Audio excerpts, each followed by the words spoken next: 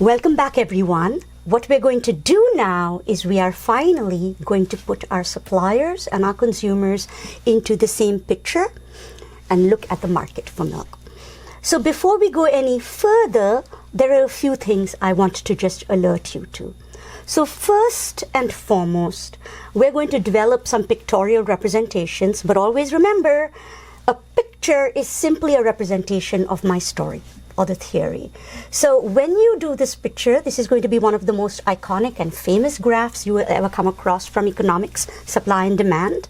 But you have to remember that there's a tendency very often for people to focus on the end result, and that's very bad, because if you do that, you miss the intermediate steps. And if you miss the intermediate steps, then you don't actually know how markets work, and so you won't know how to interpret what's going on if something shifts, right?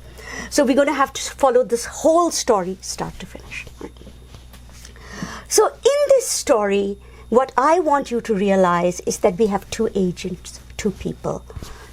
Consumers, producers, two groups of people. And in this story, each one is doing their own thing. Each one is focused on prices, and they are responding to prices. The two do not interact or even pay attention to each other. In this story, producers are not looking at consumers. Producers are looking at prices. They are not looking at the consumer and saying, oh, I wonder what they want. They are not looking at the consumer and saying, why do they like this? Why don't they like that? All they're doing is that they're looking at the price they receive of the good, and then they're looking at their production options, their input costs and so on, the things that affect their decision, and they're deciding how much to sell.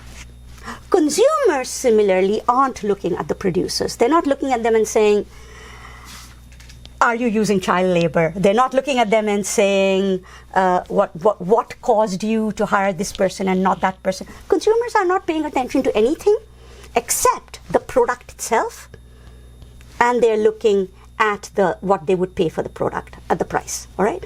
So again, the consumers, they're doing their own thing. So it's going to be very tempting for us to tell a story where we think, oh, producers did this because consumers did that and vice versa, but that's not what's going on. Each group is responding to the prices. Right? And so now a very interesting question occurs. If I am not paying attention, I don't even know what goes into the production of a pencil. All I know is that I got a pencil, and that's it. I have no idea where the wood came from. I have no idea where the lead came from. This, by the way, is from a very famous example used by Milton Friedman, who was an economist from Chicago. And in the links for this video, I will end up giving you a link to the little clip from Milton Friedman where he talks about the market mechanism and the pencil. But the basic idea is, when I buy a pencil, I don't pay attention to any of that. I just buy the pencil. I look at the price of the pencil. All right. Conversely, when the person making the pencil sells the pencil, they are not looking at, is this a student? Is this a good student? What are they going to use the pencil for? Are they going to use it for school? Are they going to use it for personal reasons? Are they going to use it for art? Are they going to gift it? They don't care. They just look at the price of the pencil and they try and sell at that price, and that's it. Right? So what we need to then figure out is, so what happens when you have millions and millions of people all over the world making decisions, doing their own thing, not paying attention to each other? What coordinates these millions of decisions so that they work out? Right? This is what we're interested in when we look at the market mechanism. Right? So we're going to start with the story of how the market mechanism works. As we go on through this quarter, we're going to come across situations where we'll say, oh, there are market imperfections. The market mechanism didn't work well. Or there are market failures. The market didn't actually work this way. Something went wrong. All right? So just because I've shown you a market mechanism doesn't mean we believe it always works perfectly or it always works like this. Right? So think of the market mechanism kind of like a relationship, right? Or the heteronorm. There is a story of the way in which relationships or heteronormative relationships work. It's a good story. We know it doesn't always work that way. And we know that very often things work out differently just depending on what kind of situation you are in. Right? That is true for markets as well, which is why really make sure you understand that what I'm doing now is I'm going to generate a picture, but it's a picture based on assumptions, just as when you generate a picture of a relationship, of a marriage, you're basing it on assumptions about heteronormativity, about sexuality, about love, about children. It doesn't always work that way. And it's important not to confuse that story with the reality of how things work. So this is true for markets as well. So what we're going to do is we're going to give you the story of the market. And then as we go through the quarter, we're going to keep elaborating it on this and say, well, what happens if it didn't work this way? What happens if that assumption didn't work out? All right? So with that in mind, let us now go back to the milk market. This is just a replication of the data I had generated when I looked at my demand. So this is the price went from 1, 2, 3, 4, and as we saw, at a price of 4, the quantity demanded was 1. At a price of 3, it became 2. When the price fell to 2, it became 5. When the price was 1, it went to 8. Conversely, on the supply side, this is the same data I used for the quantity supplied. When the price was 4, 13 units were supplied. When the price was 2, 5 units were supplied, and so on. Right? So I am now going to take my consumers, and I'm going to take my producers, and I'm going to put them in the same picture. So let's just do that. It's easier to see this if I do it visually, but you don't need the graph. You can just do it with the numbers as well. So here we go. I'm going to generate my demand curve at a price of 1. So let's say this is 2, 4, 6, 8, 10, 12, 14, 16. So at a price of 1, the quantity demanded was 8. At a price of 2, the quantity demanded was 5. At a price of 3, the quantity demanded was 2. At a price of 4, the quantity demanded was 1. So here is my demand curve. I'm going to see if I can figure out my supply curve. At a price of 1, the quantity supplied was 1. At a price of 2, the quantity supplied was 5. At a price of 3, the quantity supplied was 8. At a price of 4, the quantity supplied was 13. And there is my supply curve. Now, you are going to be tempted to look at this and say, oh, look, there's a place where these curves cross. That is not a story, that's not an explanation, that's not an analysis. That's just a place where curves cross. Right? It turns out it's going to be an important point, but we have to tell the story of what's happening in this market to understand what's going on. All right? So the first thing we're going to do is we're going to say what happens in the market. Let's say if the price was $1. At a price of $1, over here, I'm going to draw a dashed line to show that. Consumers would like to buy 8 gallons of milk, right? But at the price of $1, suppliers only wish to sell 1 gallon of milk, right? So here we are. Those decisions don't match. The consumer would like to buy 8. The supplier wishes to sell 1. So what you've got is a situation of what we call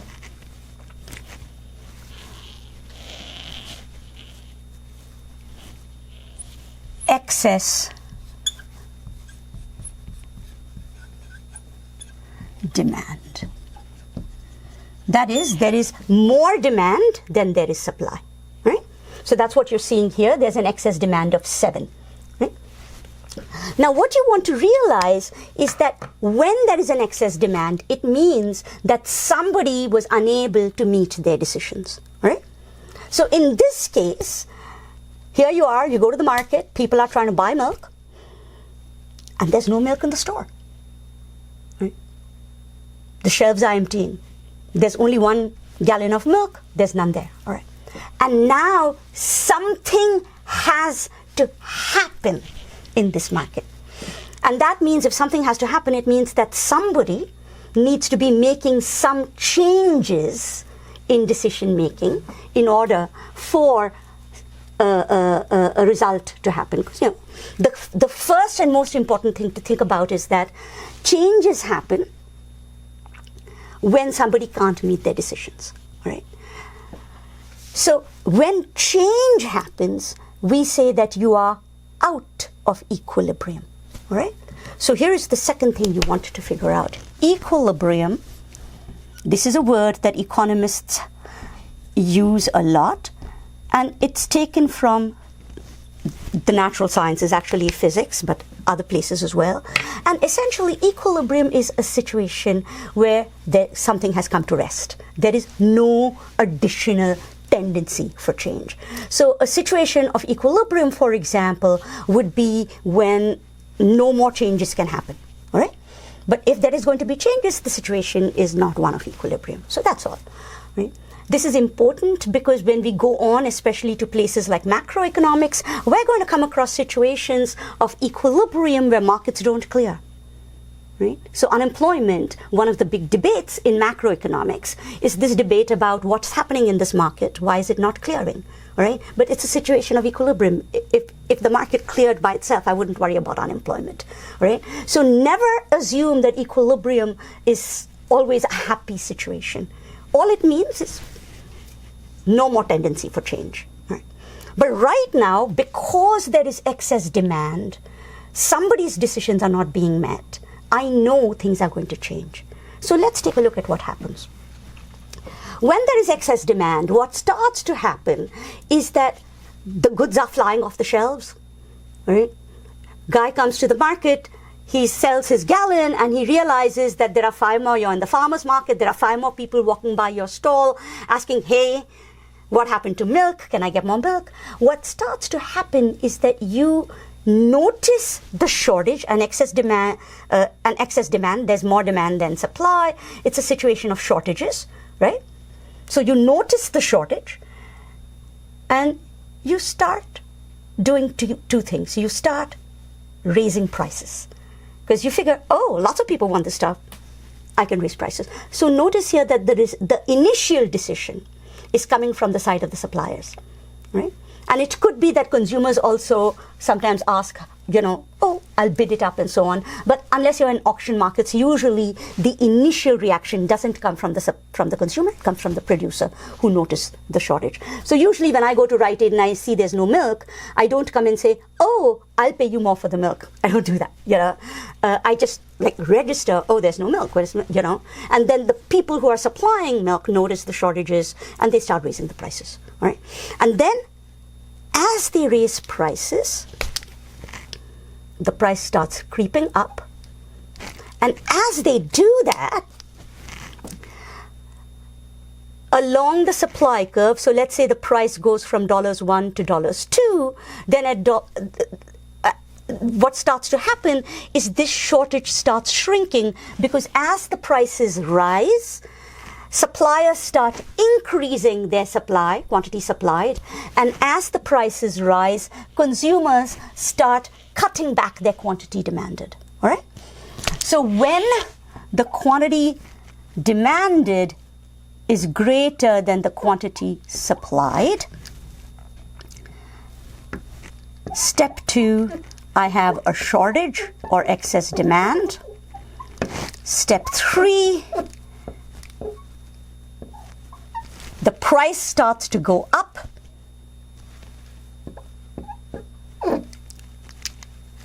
Quantity demanded starts to decrease, quantity supplied starts to increase, and this keeps happening until there is no more shortage, all right?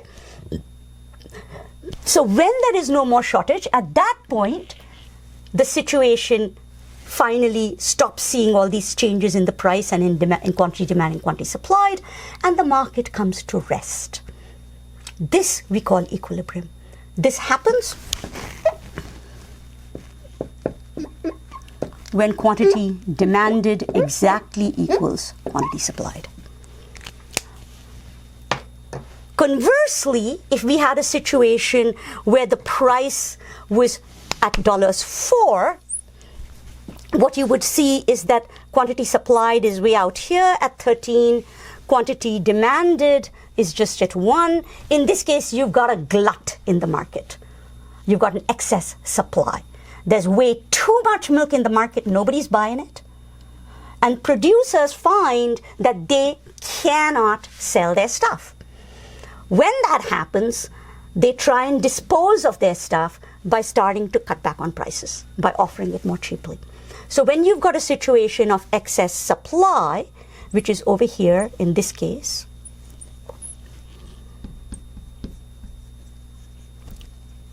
an excess supply or a glut in the market, then again, usually what happens is it's the producers who experience, in this case, that they can't sell their stuff.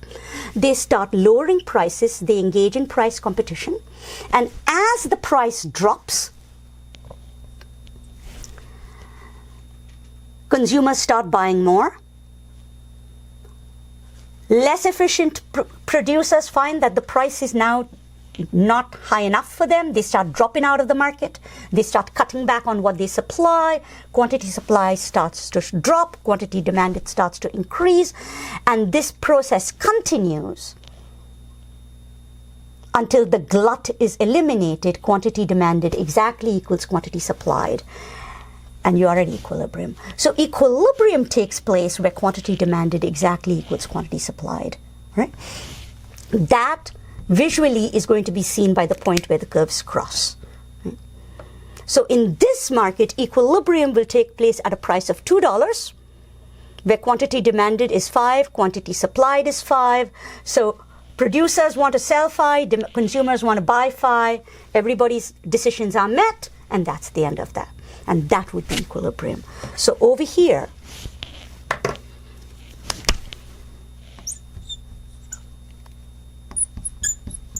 that is the equilibrium, right? The equilibrium price of $2 and an equilibrium quantity of 5 gallons, right? So in such a situation, what we're saying is that in an individual market where you have price competition and where you have relative responsiveness in this manner, usually equilibrium is going to take place where quantity demanded equals quantity supplied.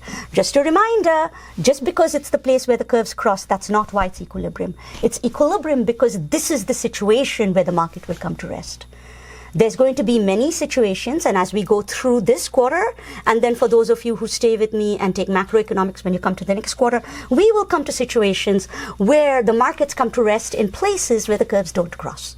All right?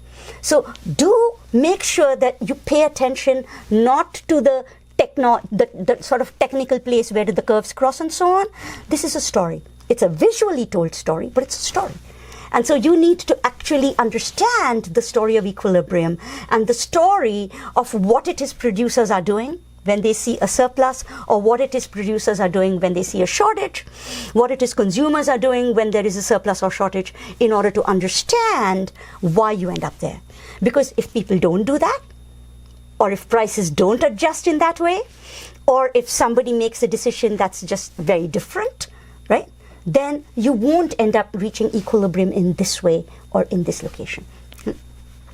So let's stop here now and take a minute to think of what we've learned. We've learned that the price mechanism in competitive markets, which is an assumption of how markets work, where there is relatively free entry and exit into the market, when you have situation where consumers are just focusing on the prices and not on anything else, and producers are just focusing on the prices and not on anything else, where the two groups are interacting purely through the market.